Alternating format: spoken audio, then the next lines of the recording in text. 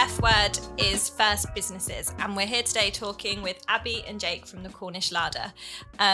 Incredible business guys. You've been going for 6 years now. 6 years, yeah. And a real good example of a business that's grown organically, where you've worn all the hats in the business and been involved in all of the growth and all the parts of it. So I really wanted you guys to come on today because we work with lots of startups, lots of people that were in your position sort of 6 years ago and wondering how they're going to navigate all the different things that need doing. So I thought it'd be really good to hear your story today. So what inspired you to start the Cornish Larder? So I came from a foodie background. So I was a chef and then you were a creative. And we've always been around Cornish food. We attended Cornish food festivals, Cornish markets. And we kind of both got to this stage in our career where hospitality wasn't really working for me. There wasn't really a role for Abby within a creative space. So we were actually making Christmas presents one year. And Abby was like, we need to do this as a business. We just made some nice chutneys, some shortbread, things like that. And yeah, it kind of just started from there. But everything's always been about celebrating Cornish food and drink. That's always been our goal. And then that kind of our products evolved from that idea. Yeah, I think you've pretty much hit the nail on the head, haven't you there? So what was your first product that you created for sale? Caramelised onion chutney. Caramelised onions, number one. Yeah. So we've got, obviously, all of our flavours have batch numbers on them. And all like the caramelised onion, it's always like one whatever. And I still find it really weird when we're like labelling and stuff. I'm like, that was our very first product, and 6 years later, it's not changed, is it? No, and it's still probably top to three sellers. Yeah, and I think for a lot of businesses over the years, like they will slightly tweak their first product or completely change it, or it might not even be on the market, but it's still very much true to where we began. So yeah, the first one's the caramelised onion chutney. So that's got Celtic King Ale in it. So that's where the celebration and collaboration comes from within that flavour. So yeah. And do you try and source them where possible, all your ingredients in Cornwall? Yeah, so at the start, yes, and obviously as you grow, it gets more difficult.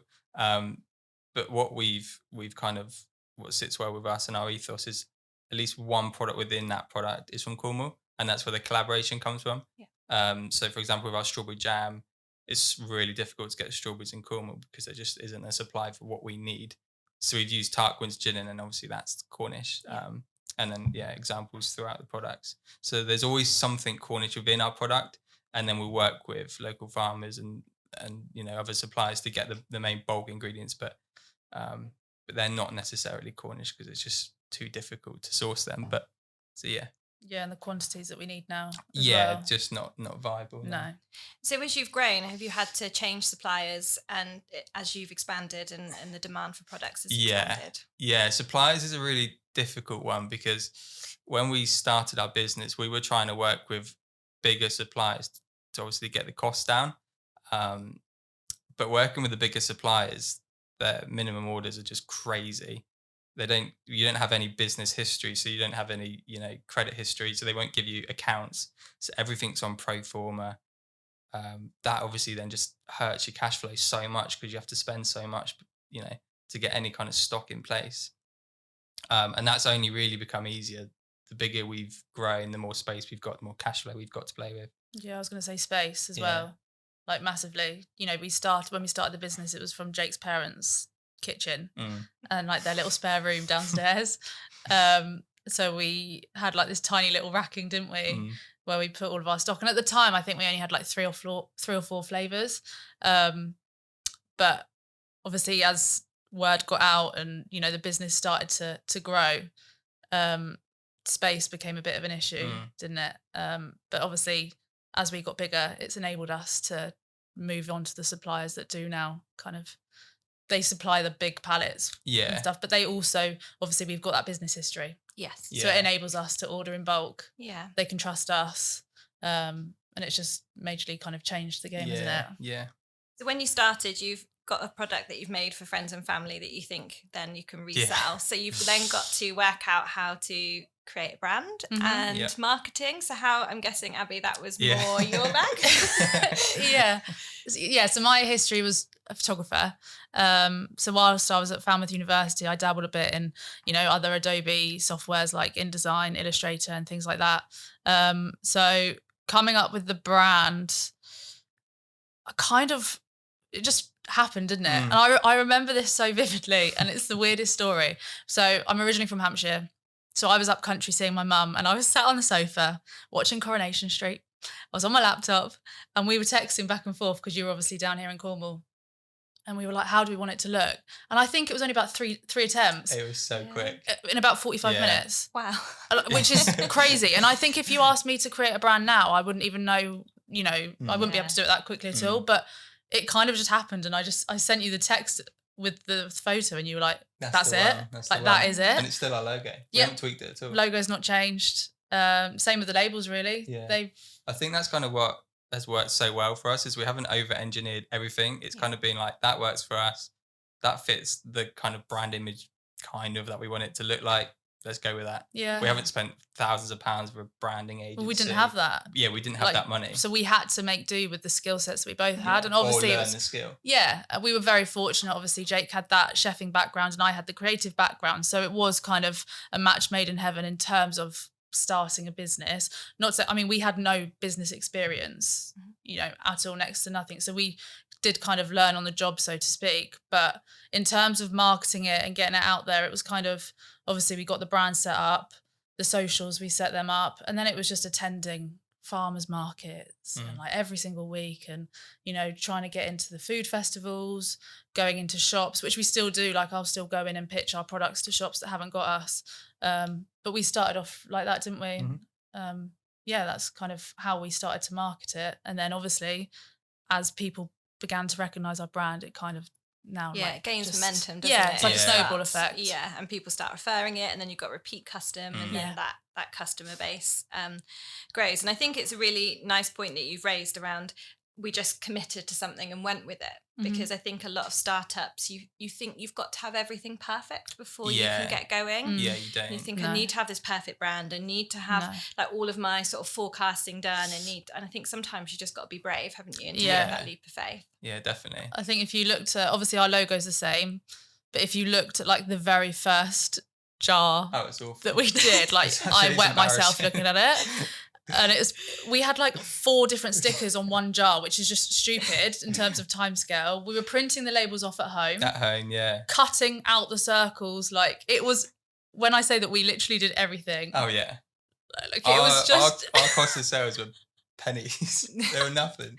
But it's got us to where we are now. Exactly. And hard work. I don't think you can discredit the hard work that went in. So although maybe financial outlay was minimal, but that was at the own detriment of your time. Yeah, that's it. So had you got somebody in to do the packaging from day one or the branding from day one, you're going to incur those costs. Yeah. Oh god, yeah. And not have the time. Yeah. How did it feel going out and having to kind of sell to people? Was that a natural thing for either of you, or again, skills you needed to learn? It wasn't for you. I hated it, and I still don't really enjoy it now. It helps now that people know our product, know our brand, so people have got a bit of trust. But that's definitely you're more of a people. Well, I came from a customer, like my background. I'd worked in shops since I was 16, and I'd waitressed and things like that. So I was used to talking to people and just talking to strangers. So obviously it was still nerve-wracking, but there was a bit, whereas you'd been obviously in the kitchen. I've always been back at home. Yeah. So the first stockist that we ever went to was in the village that we live in. And we still stock. Provis Farm Shop. And I remember I was like, right, just follow my lead. Like, I was like, just watch what I say, it'll be fine. And we got in there. So it was really cool. But I don't know how. No, I don't know how. But I'd say over the years, you've just completely come out of your shell. Like, you say, you're not that confident with it still, but you completely have changed. It's the confidence. I'm I think more confident talking like B2B stuff, rather than B2C. I don't know. I feel like that's just more my area. Yeah. I don't know. Whereas I'll just talk to anyone. It helps. It helps when you do business. So what does day-to-day look like now? I'm assuming you're not cutting circles out of stickers anymore, but what? We're both obviously still super hands-on. We're about to be a team of 4, so we've kind of got to be. And we've kind of split the business into 2. So I kind of treat it how I did the restaurant. So I was a head chef at a restaurant. I've kind of treating it how I did that. So we've got a front of house and a back of house. So I take care of the production, basically all the things that the customer doesn't really see. So the production, the ordering, the stock management, things like that. You will take care of the things that the customer does see. So like the socials, the website, all the CRM sales, stuff. Yeah. Making sure the product's selling. And then we've both got someone either side helping us. Yeah, so you've got Dave, who we took on in October. Yeah, and he basically runs the kitchen. He runs the kitchen, and then we've got an employee starting with us in literally 2 weeks, which is really exciting. So she'll be helping me more with the sales and kind of taking some of the day-to-day stuff that I do at the moment. So it'll enable me to do more maybe marketing and things like that, because it's now got to the point where we've been wearing the hats of doing, of every task, but it has got to the point now where something has to give. So it's going to be, and it's a good kind of give. Do you know what I mean? We are going to be taking on someone, and they can take that pressure off me, so then I can push it more, market it more, and do whatever is needed within the business. Yeah, and you can then sometimes do some of the bits that you really enjoy and the reason why you started. So actually the things that don't always sit so comfortably within your remit, you can be like, someone else can deal with those. And we can do the nice things. In terms of like biggest challenge setting up a food business and a manufacturing business actually in Cornwall over a pandemic as well. I know. As a new startup, I mean, I can probably identify some challenges that you've had, but for you, what's felt like the biggest challenge? Where to begin? Space is a huge one. Space for us is so expensive. Getting a unit of a decent size was just, it felt impossible. The earth, we kind of got really lucky with where we are. Yeah, I mean, we were in 2 other places before, or one other place before. We've gone over the years, but where we are now is like, that was really challenging. So getting a space that matched what we needed. The suppliers, again, like I was saying, getting the right suppliers that could match what we wanted to order and give us accounts of worked with our cash flow. That was really challenging. So brand awareness and trust. So walking into a shop and saying, I started this business 2 weeks ago, people aren't going to really have that amount of trust in you for them to spend the money on you. Whereas if a massive corporation walked in, they would just be like, I'll spend X amount. So it's kind of building up the trust within the brand, the quality of the products, that they are as good as as we say they are. That's a challenge, and that unfortunately that does come with the longer you are running a business. So you do have to kind of like ride that wave, and sometimes you just feel like you're literally hitting a brick wall. It will eventually break down and you will get through, and then people will start to actually appreciate what you do and the business that you've got and the products that you create, and actually be like, we would love to stock you because we've heard so much, so many great things, or customers have actually been asking us like, why haven't we got you in our shop? But that takes time. So it's not like that's a quick fix.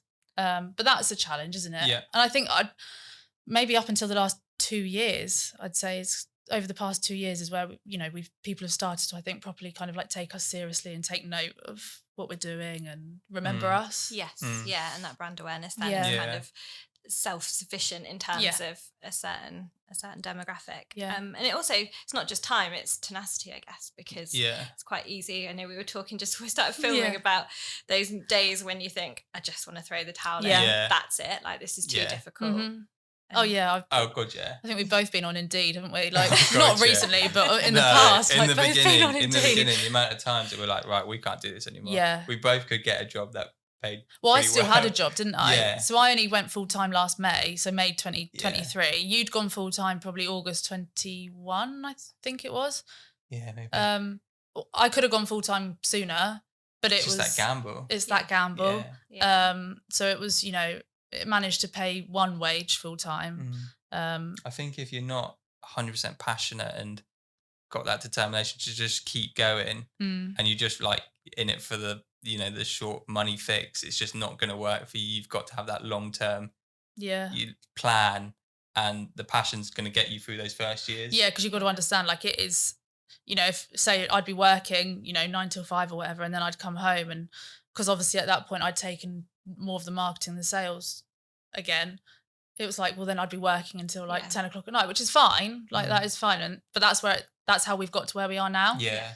And I know hundreds of thousands, millions of people do that. Like, that's not a special talent at all, but you do have to be resilient and you do have to kind of throw everything you've got into it. Because if you keep going, it will succeed. Yeah. Yeah. And I think that's kind of one of the biggest things when we meet with new startups, especially if they've not been self-employed before or had a business or kind of been involved maybe at a leadership level within an existing company, is they're really good at what they do. They've got an amazing product or service or idea, but they need to kind of know that the first like 3 or 4 years is going to be so tough, hard. really tough. And like I knew when I started Yfield it was going to be tough because I'd worked with lots of businesses, and even I was like, wow, okay, this is. I think the naivety though is kind of what gets you going. I think if everyone knew how hard it would be, you'd be like, that's not for me. There would be no businesses. Yeah, exactly. And I think you have to remember, okay, why was I doing this? Yes, I could go get a job, but do I want to be working for someone else? It's do the I long want term. Long term. It happiness. is. And hopefully like lifestyle, hopefully gets to a point, and you guys now employing people where you'd like to think, maybe I can go away, leave the business, which is only for a little super while. recent for us. Yeah. Probably in the last 12 months, it's only kind of got to that point. Oh yeah. Where we can now like take a long weekend and. Yeah, our work-life balance is brilliant now. Now, yeah. But it wasn't, for the first 4 or 5 years. So it's only now that we're kind of like reaping that reward. And I mean, for example, like we're going away for 3 weeks, aren't we? In a few weeks. Yeah. Which is we've not done that in 6 years. No, I've not done that in 10. So I'm like super jealous that you're getting away. But it is, isn't it? It's kind of trusting your baby with someone and being able, and even if you've got that like trust of your team. Being able to actually just switch off when it's been you've been living and breathing it I think that's so the hardest intensely. thing. I mean, laptop's still going to be going with us. Oh god, probably will still be like answering emails and things like that, but it just won't be as hands-on. No. I think because we're going so far away, it's going to force us. Well, we're going to the other side of the world. So. Yeah, there you go. Something we can do. You can't just the time difference. And I find time differences can work in your favour, because actually if the office is closed or the shop's closed, then you can enjoy that time because you think, well, no one's going to be needing me. So future like planning as well and forecasting, I heard you kind of talking before we started around knowing how much to make and what products to make. How do you kind of navigate that in terms of working out what you need to be doing? So, I mean, now it's easier because obviously we've been going a few years. At the start, it was kind of like you were just guessing because we didn't have anything to go off of. Whereas now, obviously, everything's in QuickBooks. We've got spreadsheets for absolutely everything. Like I love a spreadsheet. You love a spreadsheet, yeah. I think you'd be married to a spreadsheet if you could. It's ridiculous. So I've got sales reports for each month, and I can see exactly what we've sold of each flavour. So then I can look back. So for instance, Christmas, forecasting for Christmas, we've done the same 2 flavours, haven't we, for the past 2 or 3 years? And they've gone down really well. So we're not changing them because we know people love them. Yeah. So I take the numbers that we've done from last year, and then I tend to add 20% kind of increase in volume. Well, you look at the growth of the year when you go off that. Yeah. So that's kind of how I've forecast for those kind of things. But like I said at the beginning, when it's, you're first starting out, you haven't got anything to go off of. It's kind of guessing. And you don't want to overcommit to, okay, we've made X amount and we can't sell that. So I guess it's that fine balance, isn't it, between supply and demand. So when we first decided to do the Christmas flavours, I did pre-orders. So we don't normally do pre-orders at all. And I still do pre-orders for Christmas now, just so that we know that we have definitely got the right amount of stock. But pre-orders massively help because you know that those products have sold before you've even made them. Yeah. So that massively helps, I think, if you were, just starting out. And how about sort of sustainability? So not just from like an environmental sort of recycling point of view, but also from like social sustainability, and how does that feature in your business? It's a deep one. Yeah. So I mean, what we've kind of done is we've partnered with a company called Hoffman Haulage, and he does all of our deliveries for us. He's completely carbon neutral. So that's a really nice thing. Working with local suppliers, getting your air miles down, that's a really good thing. All of our products are completely recyclable. We use glass. I never go back to the recycling part, but too good to go. Too good to go. Yeah. So there's no that's product amazing. wastage. Yeah. So Yeah. quite often, like when we do a batch, we'll have, half a jar left over, or a dodgy label or whatever. We'll put it on Too Good to Go. It's like, was it an eighth of the price, something like that? Yeah. Yeah. So Someone can come and get a bag, and it's like a super third cheap. of the price. It's Yeah. basically, yeah. So we've been on So there there's for no 3 food years. waste in our factory. Mm. Yeah. Anything Yeah. else you want to Probably not. Probably. Yeah, I mean, that app's great. The guys in here use it. And, Yeah. Yeah. and if you go away, go into the cities and stuff, the amount I of know, restaurants I and know. shops that do it. I know. Cornwall's a bit limited with it. Yeah. It's normally the You can usually bakeries. get a pasty That's towards it. the end of the Yeah. day. Yeah. Or some chutney. Yeah. Yeah, or some Or chutney. both. Yeah. Is there been any sort of standout moments throughout the last 6 years where you've just gone, wow, this is ours? Any kind of awards So or many. places you've been? So many. Okay. So many. Where do you All start? right. No, but G7. when you look back at the whole 6 years, Yeah. there's so many little. Well, yeah, because when you first start, even getting your first stock that's a big milestone. Yeah. So there is a lot to kind of look back on. G7, we I think always go G7 on is about your it. biggest one.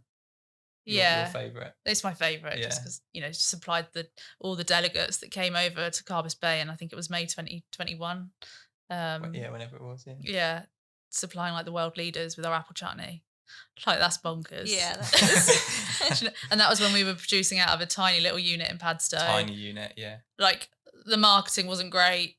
No. I don't really know how they found us, No the idea. cabinet office, No but they idea. did. Thank goodness. I know.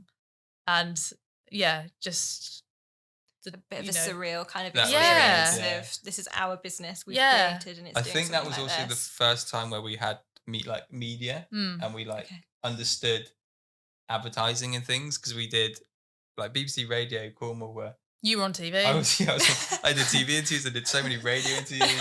The guy who hates. Yeah. Literally, networking I did. on TV. I didn't like it at all. But You did well. it though. promoted our business massively. Yeah. And again, it was the credibility. Yes. Yeah. Do you know, Yeah. it doesn't get much better than that. If No. a world leader's eaten, or the government have trusted us to supply Yeah. all And these not to mess people, it up and as not much, to, yeah. yeah, that was big. I mean, Yeah. loads of things. 30 under 30 for you. And for you. Yeah. Well, yeah, and for me, Both but on for 30 under 30. yeah, One of mine's a really weird one. When we first started the business, I always said, I just want to get into Great Cornish Food Store. That's all I want to do, is supply that food store. And for the first 4 years, Yeah, we we just couldn't get in couldn't. there. And then I don't know what happened, but she just placed an order. No, for me, that was a huge thing. yeah, that was Yeah. massive. Yeah. Yeah, that was. Getting our distributors, obviously that's a good thing. Yeah. So we're now working with the largest distributor in the Southwest. They're our biggest customer. That was huge. Mhm. I don't know how we got into that. That was 9 months That into was the business. still when I was at home. So the delivery driver that came and collected the order came to my parents' house. He used to walk through the hallway, past the dining room to our little storage area. With and his just- little wheelie with thing. his little wheelie thing, and just pick up some boxes. This is the largest distributor in the Southwest. Who's having to It's come just to the house. outrageous. Yeah. But the same delivery driver still comes. Oh, He that's and still he's, so comes. he's nice. basically Yeah. watched us. That's lovely. And he now Bro. collects pallets. Oh, yeah, 2 or 3 which pallets is a so week. funny. Yeah. And I guess then if you're using a distributor, you don't necessarily know where that's going. So Mhm. do you sometimes go to places and think, oh, we're Y- we're in here yeah. and Yeah. we didn't know? All the time. Yeah, That's nice. I get sales reports, don't I? I often ask for Okay. sales. Not all the distributors give them, but luckily Some the do. biggest one does.